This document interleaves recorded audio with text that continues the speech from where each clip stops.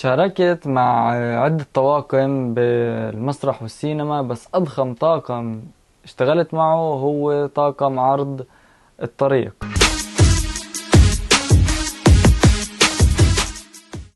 عرض الطريق العرض الميلادي اللي تم عرضه سنة 2021 بعيد الميلاد. طبعا هو عرض استعراضي بيحكي عن قصة ولادة المسيح من لما ملاك جبرائيل بشر مريم العذراء بولادتها بالسيد المسيح لحد ما اجوا عنده الرعاة والمجوس يزوروه بقلب المغارة في بيت لحم.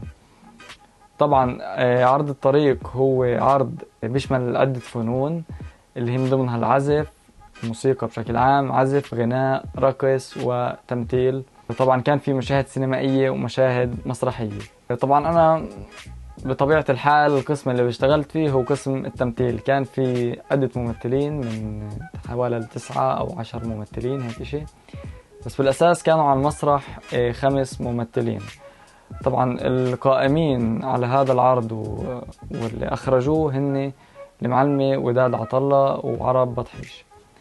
فهذا عرض كان جدا حلو وجدا مميز، مستوى جدا عالي ويرتقي للعالمية، وعرض جدا راقي يليق في موسم عيد الميلاد وببهجة عيد الميلاد.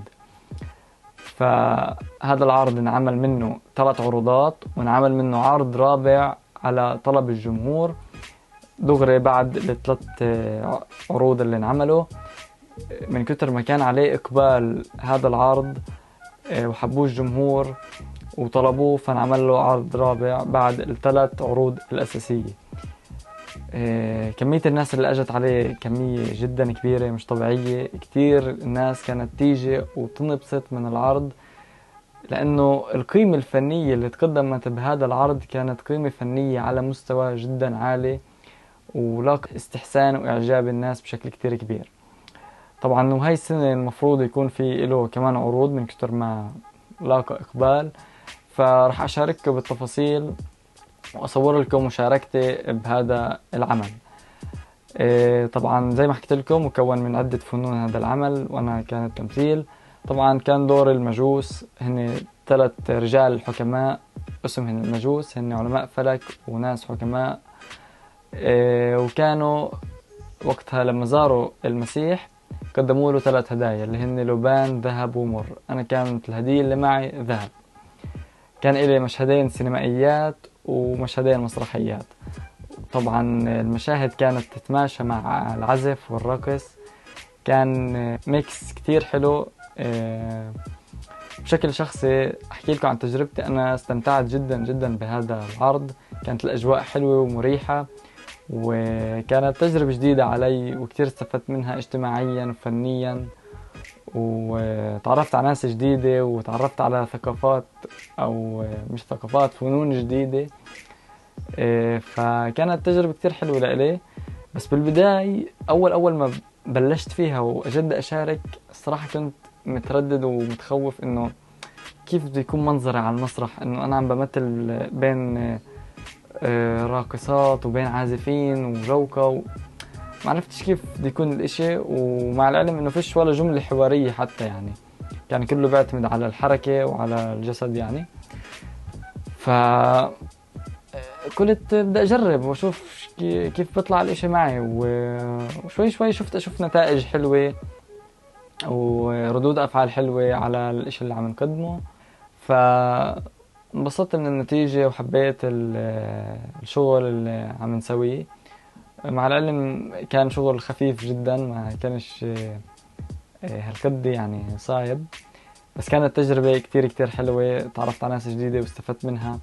ورسالتي لكم بهذا الفيديو لأي حدا بجيل صغير موجود بمجال المسرح والسينما وحابب يتقدم فيه، حتى لو كان ماخذ الاشي كهواي، استغل أو استغل بشكل عام، كلكم استغلوا أي فرصة بتجيكم، لأنه رح تستفيدوا منها بغض النظر إذا مترددين أو متخوفين. استغلوا الفرصة اللي بتجيكوا إذا أنتوا عن جد بتقدروا تستغلوها، وتعلموا واسكلوا تجربتكم وخبرتكم بهذا المجال قد ما بتقدروا، لأنه كل تجربة أنتوا بتخوضوها وبتعيشوها راح ترفع من المستوى اللي عندكم، وراح تعطيكم اشي ان كان فنيا او اجتماعيا زي ما حكيت لكم. فهذا هو بشكل مختصر، بس حبيت اشارككم احد العروضات والاعمال الفنية اللي شاركت فيها، تكملة لسلسلة الفيديوهات اللي حكيت فيها عن المسرحيات والاعمال الفنية اللي شاركت فيها. طبعا حكيت عن 3 مسرحيات بفيديوهات مستقلة قبل هذا العرض، فإذا بتحبوا تحضروهن موجودين عندي بالقناة، وراح أحط لكم لينكاتهن بالديسكريبشن تاع الفيديو، ففوتوا احضروهن. بتمنى يعجبوكم، وبتمنى يكون هذا الفيديو عجبكم واستفدتوا منه. والفيديو الجاي راح أحكي عن مسرحية نقطة سطر جديد، وعن المسرح الجماهيري وتجربتي فيه وشو استفدت منه وشو سوينا فيه كمان. فبتمنى يكون عجبكم هذا الفيديو واستفدتوا منه، واستنوني بفيديوهات جديدة. سلامات.